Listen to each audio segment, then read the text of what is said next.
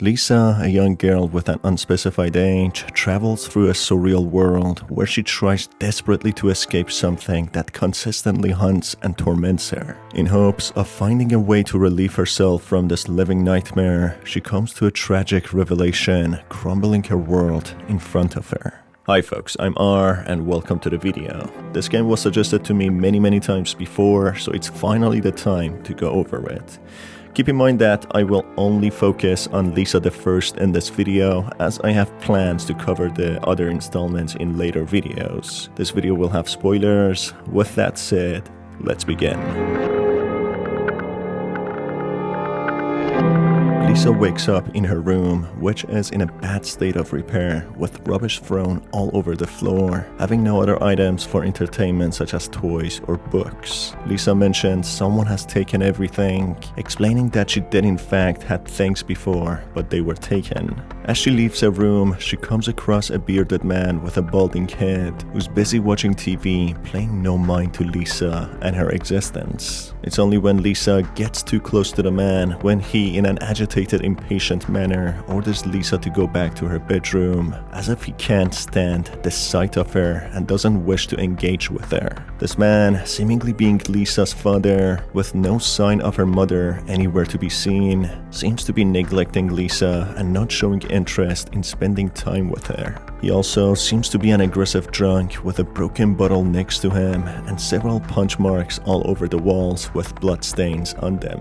On the hallway, a couple of crosses nailed to a wall with a portrait of someone in the middle could suggest that Lisa's mother has died, leaving Lisa with her seemingly neglecting and aggressive father. Lisa, unable to withstand the atmosphere inside the house, outmaneuvers her father, leaving the house by managing to stay out of his line of sight, who is distracted watching TV. Exiting the house, Lisa encounters a beautiful countryside nature with large waterfalls, making her feel better progressively, portrayed through the brightness of the screen, increasing accordingly. This, however, is short-lived, as when Lisa travels further into the nature, she finds herself in a red and heavy color-toned environment, stepping onto invisible pathways with the image of her father filling the screen in the background, watching her constantly. The deafening sound of the TV becomes louder and louder with each step Lisa takes, even though she left the house, with the pathway acting as a maze when she finally reaches her father standing at the end of the pathway, who asks Lisa if she's trying to run away from him. He further explains that she can never run away from him and that she is wasting her time, which clearly shows the journey Lisa has embarked upon is a twisted and deep dive into her mind and psyche, which is occupied by the thought of her father who never leaves, or in other words, someone whom Lisa cannot escape from psychologically. After a quick blackout, Lisa then awakens in a room as if it's a void, having a TV symbolizing the presence of her father, a bed symbolizing herself, 3 doors each having a different color, red, silver, and yellow respectively, 2 ladders colored silver and red, and a robe hung sturdily from the unseen ceiling. These passageways seem to represent different memories of Lisa, which she has locked away in different fashion. Entering the red door, she arrives at a beautiful natural park with clear pools of water and waterfalls. In a pool, she observes her father bathing, being ever present. Exploring this place further, she soon realizes that this place is fully inhabited by different reincarnations of her father, with each representing different aspects of him. The man in the shed, in an insecure and defensive manner, asks if Lisa thinks his struggles are funny, while observing another version of him directly staring at the sun. Going to a larger house, she sees her father in a rude tone, asking her to fetch him some rum. All of these different aspects of Lisa's father display how self-destructive he truly is, suffering with his own mental health problems, drinking his days away, but unfortunately also being destructive to his surroundings, taking out a lot of his insecurities and unsolved inner problems on his daughter, Lisa. Lisa, after some more exploring, finally reaches the bar in order to get some rum. There he encounters a bunch of the embodiments of her father, all nearly passed out from drinking so much, uttering incoherent sentences, being extremely vulgar and suggestive towards their own daughter, Lisa. Lisa manages to push them all aside and reach the bartender, who supplies Lisa with cheap rum, which clearly shows the father is not an occasional drinker, but an alcoholic who just wants to have his fill of the day with any means necessary, having the cheapest option available just to feed his desires. After feeding her father the rum, in return she finds a hiding spot of another reimagination of the father, who gives her a weird-looking banana. Using a red key she acquired earlier, Lisa manages to enter a red hatch, leading to a cave where she finds a dull razor blade. Subsequently, going atop a mountain range, she finds a feisty and demeaning head sticking out of the ground, who goes on a rant insulting Lisa. Lisa uses a dull razor blade and manages to cut him over the head, with blood starting to pour out. A sinister representation and embodiment of Lisa's destructive and negative inner thoughts, which she wants to get rid of by even using a razor blade. Thinking she got rid of this humiliating and toxic entity, she crosses a bridge just to encounter the head yet again, who in contempt makes a remark that she can never get rid of him. Someone who she needs to swallow and to get over it. Yet again, a sinister suggestive remark of ending one's life. And maybe something even darker. Maybe the dull razor blade was a failed attempt due to its nature being dull and not very sharp, with what is suggested here being another way which could be more effective. Exiting the red door, a twisted memory which she has locked away, which could also be considered to have been a way to escape, she gets back to the void, entering the yellow door. There, she finds herself in an endless pool of water which she can walk on when she encounters different embodiments of her father. Entering a shed which resembles a deep dark cave, she comes across spider entities having the head of her father, portraying the grotesque image she has of her father in her mind, seeing him as this putrid, monstrous chimera. Lisa manages to bypass these entities and climb up a ladder, entering a small room which only has a lamp and a bottle of pills. The background is filled with images of her father, passing in an aggressive manner like a river of blood. Obtaining the pills, Lisa goes back to the blue void, going through the red door back to the emerging head that told Lisa to swallow it and get over it. She feeds the head the pills she acquired earlier, which makes him overdose and die. Yet again, another representation of Lisa's internal thoughts of the ways she thought of ending it. After the head disappears, Lisa gets access to a basement where she finds a sword. Going back to the blue void, Lisa climbs the silver ladder this time when she arrives at a white cliff top where a door and a silver ladder leading down a hole are present. Lisa goes through the door, finding herself in a bright white field, reaching a clear blue pool, clean floor and green trees, as if representing a park. Lisa's father, who has been tormenting her mind since the beginning, also is present here, but instead of the angry, grumpy and indifferent man, he is now happy, shown through his wide smile and blushing cheeks. When Lisa tries to speak to him, a heart icon appears above his head, portraying the love they shared once before mother of Lisa passed away.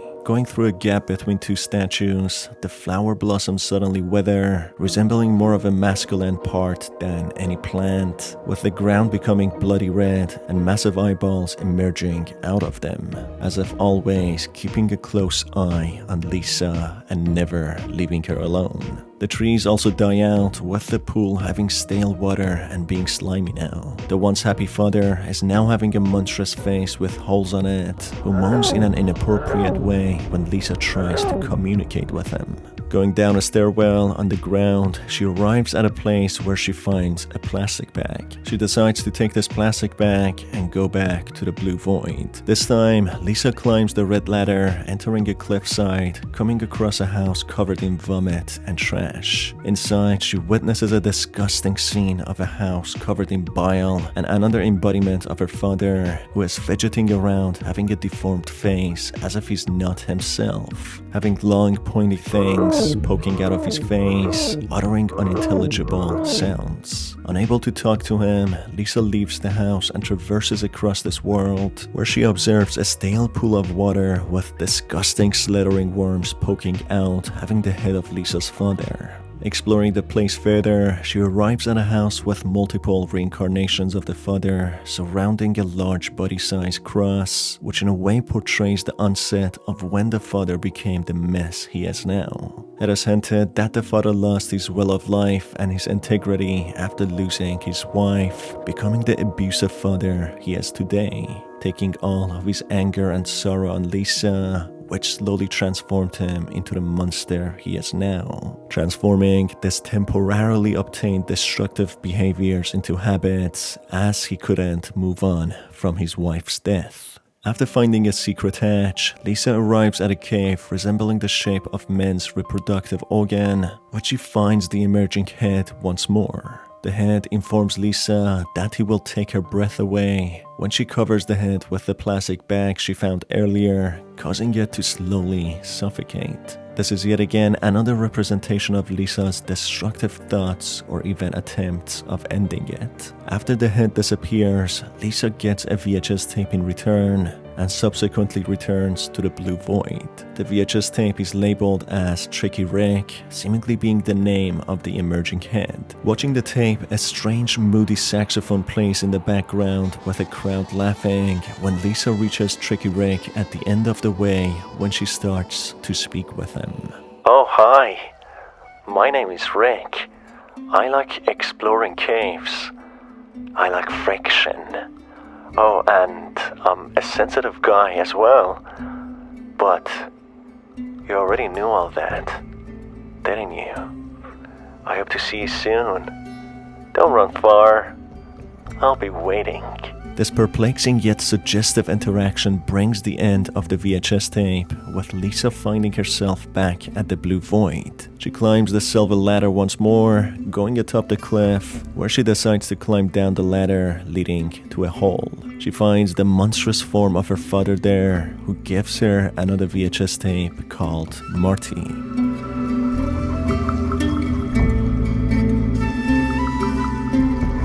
Going back to the void and putting the VHS tape into the TV, she witnesses a white field where she sees the perspective of her father, who is called Marty. Marty reaches a table where he sees himself dressed in another outfit, being more presentable, being happy and smiling while facing his daughter Lisa on the other side of the table. They are playing tea party with plastic tea set, which displays what a loving father he once used to be before drowning himself in booze and becoming abusive. As the tape comes to an end, Lisa goes through the silver door, reaching a small yard where she inserts the sword she obtained before through a hole present inside the statue's crotch, yet again suggestive of a dark past that Lisa had experienced. This opens a secret passage leading to a mansion. Exploring this place, Lisa arrives in a room where Marty is present, but instead of his own body, his head sits atop a large body of goo and fat, covered in vomit and blood, creating a truly grotesque and difficult to look at scene. Lisa goes inside the fat, entering a bloody red environment, having a trail of vomit leading to a reincarnation of herself. Trying to interact with herself, after a flash of light, this reincarnation transforms into Marty, which portrays how Lisa has lost the sense of existence, with her father taking over her mentally, physically, and spiritually, with her seeing her father having her being conquered. Subsequently, she awakens in the blue void where she finds a necklace that is dear to her, which teleports her into a new world where she goes through a passage, arriving back at her home. Going through the hallway, she enters a black void where she encounters her father being fully stripped of his clothes. He tells her that she's wasting her time, exactly the same thing that he told her in the beginning, which teleports her into a white void. A voice is then heard trying to reason with her that all her effort is in vain, trying so hard to forget and fight something that happened in the past, which is pointless. It's something that she needs to accept. The screen then turns to red with Lisa struggling to come to terms with something that happened to her, something that her father did to her. The voice explains that there's no reason and understanding for this, as she would fail even if she would try. She then finds a VHS tape, which she goes back to the void to insert into the TV. The tape shows Lisa being in a white place filled with faint images of the father, where she sees the back of her deceased mother apologizing to her for leaving, apologizing that she died and left Lisa alone. This seems to be a safe space for Lisa amongst the horrible memories she has developed through her unforgiving past experiences. As Lisa slowly approaches her mother, she turns around, revealing that she even has transformed into Marty, when the background becomes red with the father's images, causing Lisa to run back in panic. It's revealed that after the death of Lisa's mother, Marty became severely affected, drowning his sorrow in booze, possibly losing his job as seen through his comfy attire constantly, and sitting in front of the TV non-stop. Marty, unable to move on from the death of his wife, picked up a habit of neglecting Lisa and being abusive towards her, slowly becoming a horrible shadow of himself.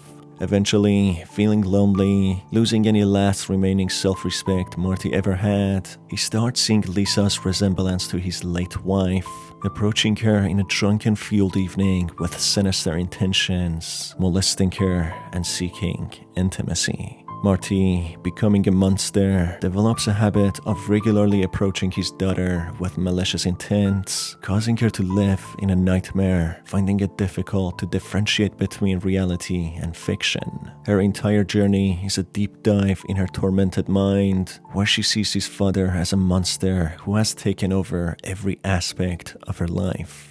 Even when she tries to seek refuge in the memory of her mother, she is tormented with the ever-present thought of her monstrous and predatory father. Tricky Rick, or simply known as Rick, has a peculiar head resembling a specific male organ. He mentions in his monologue that he is sensitive, likes to explore caves, and enjoys friction, something that corresponds with that organ. Rick then ends his line by saying that it's something Lisa knew already and that he will be waiting for her again. There are many more symbolisms in the game representing the inappropriate nature of Marty's twisted relationship with Lisa, which drove her to the point of developing mental health issues, not able to be happy ever again, battling every day to get the disgusting image of her father out of her mind, but ultimately failing. Lisa even starts questioning herself, seeing herself as a filthy individual, as her entire experience with Tricky Rick was her own conversation with herself, berating and belittling herself, losing self-respect, with her existence completely overtaken by her father, causing her to consider ways of ending her life. That is why there's always a rope present in the blue void amongst the doors and the ladders of her memory and ways to escape. At the very end, when Lisa is confronted by Marty even possessing the memory of Lisa's mother, in her most protected and precious memory, she runs into the abyss with her father being ever present, glaring at her with Lisa not able to run anywhere, with uneasy and twisted moaning sounds being heard, suggestive of Lisa's torment.